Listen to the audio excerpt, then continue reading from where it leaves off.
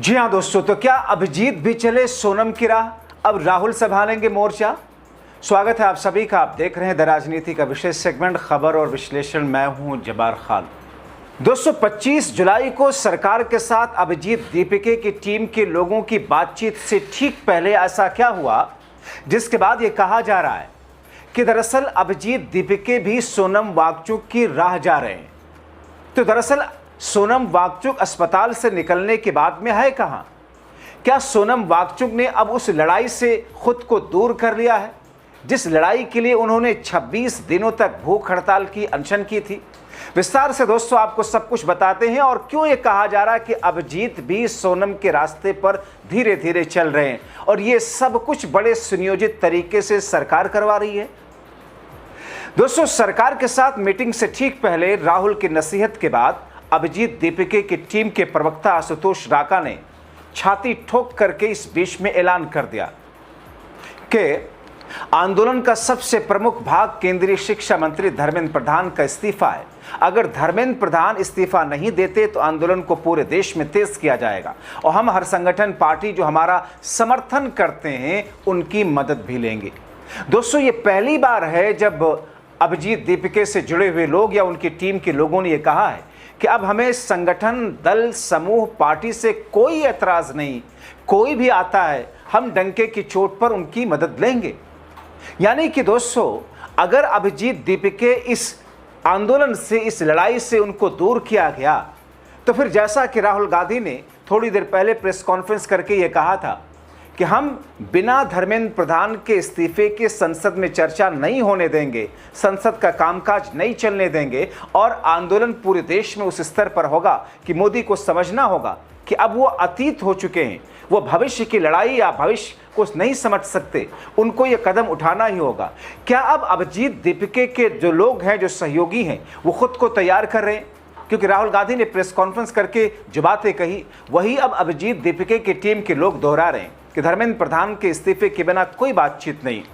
इसी बीच में दोस्तों अभिजीत दीपिके की टीम के प्रवक्ता ने दिल्ली पुलिस को एक लेटर लिख करके वार्न करते हुए कह दिया कि प्रिय दिल्ली पुलिस, जो करना है करो, तुम लोगों को खाना खाने से रोक नहीं सकते, आप लोगों को हमारी मदद करने से रोक नहीं सकते, सबसे जरूरी बात आप धर्मेंद्र प्रधान का इस्तीफा नहीं रोक सकते, वो जा रहे हैं। यानी कि दोस्तों अचानक ये जो कॉन्फिडेंस झलक रहा है जिसमें अभी सरकार के साथ में बातचीत के बाद में कोई स्थिति, निर्णायक स्थिति सामने आई भी नहीं और सरकार ने इनकी वो मांग मानी भी नहीं जिसमें धर्मेंद्र प्रधान के इस्तीफे की बात है। हालांकि दो छोटी छोटी मांगे सरकार ने जरूर उसका आश्वासन दिया था कि साहब हम छात्रों पर कार्रवाई नहीं करेंगे या फिर जो केसेस लगाए गए उसे वापस लेंगे, नए केसेस नहीं लगाए जाएंगे और जिन लोग बच्चों की जानें गई हैं नीट पेपर लीक के बाद से लेकर इस बीच में उनके परिवार वालों की मदद के लिए हम उनको धनराशि जरूर देंगे।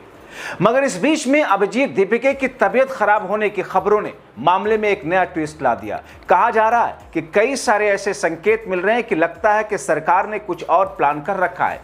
पहले सोनम वांगचुक का अनशन तोड़वाया और अब अभिजीत दीपिके बीमार हो गए, उनको टाइफाइड हो गया, तो अब आगे होगा क्या? बताता हूं आपको अंदर की पूरी बात, मगर उससे पहले दीपिके ने कहा क्या है, क्या वीडियो जारी किया है, दरअसल वो सुन लीजिए और इस वीडियो के बहुत मायने हैं दोस्तों। हेलो एवरीवन, जैसे कि आप सबको पता था पिछले कुछ दिनों से मेरी तबीयत ख़राब थी, सो ब्लड रिपोर्ट्स आ गए and I have been diagnosed with typhoid और ट्रीटमेंट चल रहा है मेरा। रोज़ सुबह और शाम को आईवीज़ लग रहे हैं। But I really want to thank all the cockroaches जो पूरे देश भर में पीसफुली प्रोटेस्ट कर रहे हैं और इस मूवमेंट को इतना सक्सेसफुल बना दिया है आप लोगों ने।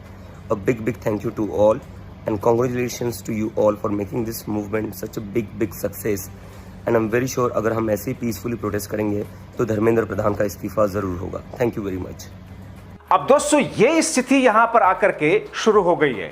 इस बीच में आंदोलन को समर्थन देने के लिए हर तरफ से लोग निकल रहे हैं, यहां तक कि अलग अलग जगहों पर, अलग अलग देशों में भी आंदोलन शुरू हो गया।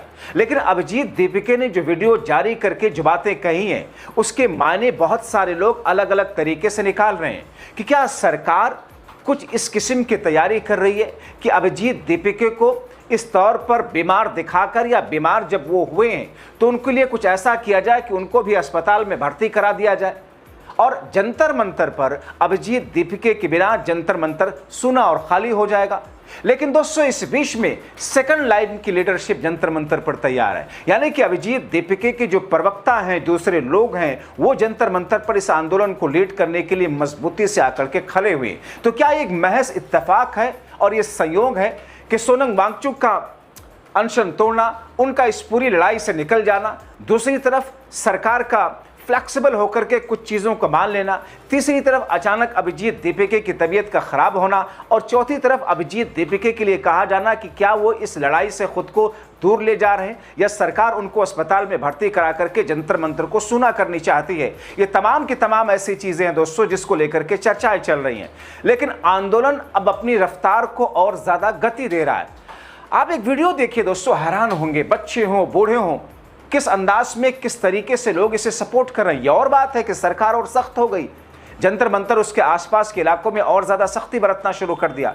ठीक वैसे ही जैसे कि किसानों का विरोध प्रदर्शन चल रहा था और किसानों के विरोध प्रदर्शन के लिए उनको रोकने के लिए दिल्ली के सरहदी इलाकों में 3 तरफ से जहां पर किसान थे उनके सामने बैरिकेटिंग्स लगाई, कीले गाड़ दी, वहां पर दीवारें खड़ी कर दी थी। कुछ ऐसी ही स्थितियां जंतर मंतर के आसपास के इलाकों या वहां से जुड़ने वाली सड़कों पर करने की तैयारी सरकार ने और पुलिस ने कर ली है।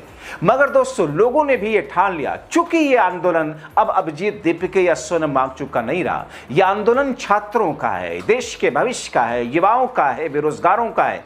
इसलिए दोस्तों अब देखिए ना इस वीडियो को, शादी के मंडप से उठ करके दुल्हन के जोड़े में एक लड़की यहां पर चली आती है और आकर के प्रदर्शन करती है। बहुत सारे लोग कह सकते हैं कि तो पॉपुलैरिटी पाने के लिए, सोशल मीडिया पर खुद को चमकाने के लिए, रील बनाने के लिए हो सकता है। मान लीजिए कि वो चमकाने के लिए भी है, बावजूद के लिए इसके भी गट्स होना चाहिए। शादी के मंडप से जरा आप सोच करके देखिए कि आपकी शादी हो रही हो और शादी के मंडप से उठ करके, या किसी भी धर्म के हो, मंडप हो या निकाह नाम हो या और चर्च में हो, आप उठ करके जा करके ऐसी जगहों पर आंदोलन करने लग जाएं। गट्स चाहिए उसके लिए। ये लड़की क्या कह रही है देखिए ना, उसके हाथ में एक पोस्टर भी है।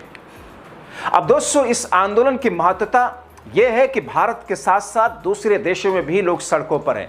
अमेरिका में भी छात्रों के हक में आवाज उठने लगी।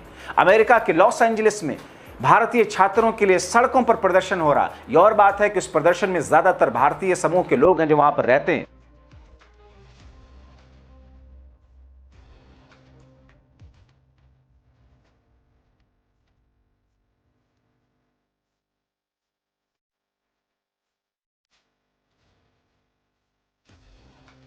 बीच में दोस्तों किसानों का जत्था जंतर मंतर पहुंच रहा है छात्रों के सपोर्ट में खड़ा होने के लिए। भारतीय किसान यूनियन ने यह घोषणा की है कि वो दिल्ली के जंतर मंतर पर चल रहे छात्रों के प्रोटेस्ट में शामिल होने निकल रहे हैं। किसान यूनियन 27 जुलाई को नेशनल कैपिटल तक मार्च करेगी और यह कहती है कि जब तक स्टूडेंट की मांगें नहीं मान ली जाती उसके सदस्य दिल्ली में डटे रहेंगे।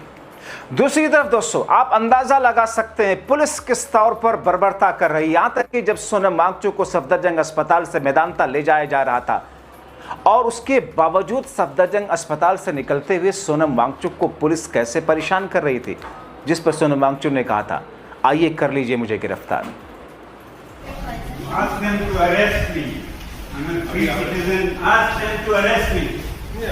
Yes, arrest me. What is this? Keeping me for 3 hours here on 25th day of my hunger. You all are harassing me. Yes, you. If I die of stress, it will be your responsibility. What does it number देके आप लोगों को बदतमीजी कर रहे हो, order लेके आओ। हाँ? Please open. I'm going. Arrest me if you want. दोस्तों ये वीडियो मैं थोड़ा दुख और थोड़ा हैरानी, थोड़ा गम और गुस्से के साथ बना रहा हूँ।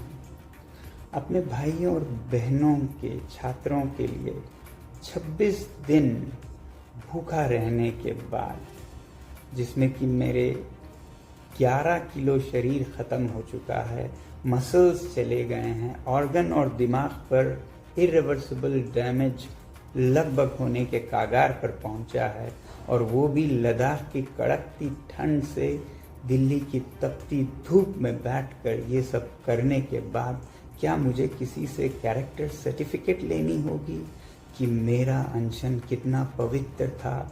मैंने तोड़ा तो किसके हाथों तोड़ा, उसके हाथों क्यों तोड़ा, इसके हाथों क्यों नहीं तोड़ा, क्या डील हुआ, क्या सौदा हुआ, ये सब मुझे जवाब देना होगा। मैं कल से अब तरल लिक्विड फूड ले रहा हूँ, पी रहा हूँ, तो थोड़ी सी शरीर में जान आई है। बदकिस्मती से वो जान मुझे इसमें देनी पड़ रही है, दुख के साथ कह रहा हूँ। मगर सुबह से मुझे बहुत से लोग फ़ोन करके या पोस्ट दिखाकर कह रहे हैं कि आप पर बहुत सवाल उठाए जा रहे हैं, आपने इनसे क्यों अनशन तोड़वाया, केंद्रीय मंत्रियों से तोड़वाया, किसी और से क्यों नहीं तोड़वाया, क्या डील हुआ है, सौदा हुआ है।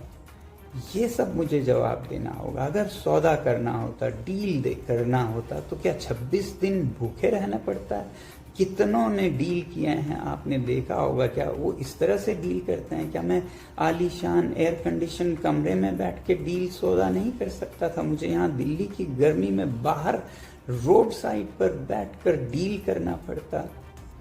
धिक्कार है ऐसे देश पर जिसमें ऐसे दिमागों की उपज होती है, जिसमें से ऐसे नीच ख्यालात निकलते हैं। मैं दोष नहीं देता हूँ आप में से ज्यादातर पर। तो इन तमाम चीजों के बीच में अभी एक सवाल आकर खड़ा हो गया, क्या इस आंदोलन को पूरी तरह दबाने के लिए सरकार आतुर हो चुकी है? इसीलिए अभिजीत दीपिके जो कि बीमार हैं, उनको सोनम वांगचुक की तरह अस्पताल में भर्ती करेगी? इस पर मेरा विस्तार से अगला एक और वीडियो देखिए दोस्तों। अभी तक के लिए आप सभी का बहुत शुक्रिया। अंत तक देखने के लिए अपनी राय लिखें, आवाज उठाएं, जागरूक रहें।